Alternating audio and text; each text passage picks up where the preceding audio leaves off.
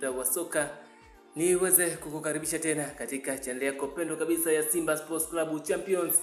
Kama wewe ni shabiki kweli wa Simba na una mapenzi ya dhati na unatamani maendeleo au Simba kuwa bingwa au kupata mafanikio makubwa kwenye CAF Champions League, basi huu ndio muda wako sahihi kabisa wa kuhakikisha unabonyeza neno subscribe ili usipitwe na matukio mbalimbali tutakayokujia live kupitia hii channel yako pendwa kabisa ya Simba Sports Club. Kumbuka mchezo huu wa kimataifa Simba dhidi ya Nsingizini FC tutakwenda kuuonesha live kupitia channel yako hii YouTube ya Simba Sports Club. Bwana, taarifa njema ni kwamba timu ya Simba ishafika toka jana huko nchini Eswatini na rasmi wameshafanya mazoezi yao mara kadhaa, na mwalimu Dimitri Pantev ameweza kukitambulisha kikosi chake moja kwa moja kitakachoanza mchezo wa hapo kesho Simba Sports Club dhidi ya Nsingizini Hotspurs. Moja kwa moja nianze bila kuchelewesha muda katika nafasi ya goalkeeping. Moja kwa moja kocha huyu ameanza na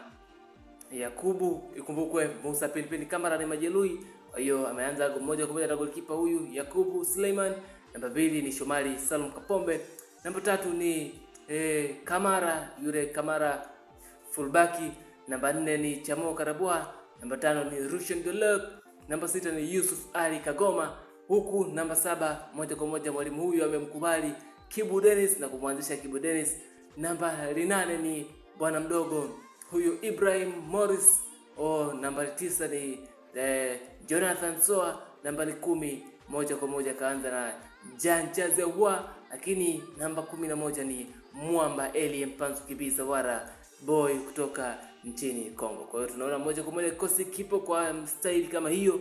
Mashabiki wengi wa Simba wanaamini kwenda kupata ushindi huko nchini Eswatini, kwa sababu Simba ni klabu kubwa na klabu ambayo inaweza kupata matokeo popote pale nje au ndani ya mipaka ya Tanzania. Bwana, hii ni Simba Sports Club Champions. Kama ni mara ya kwanza kutembelea channel hii, basi naamini hautapita bila kubonyeza neno subscribe.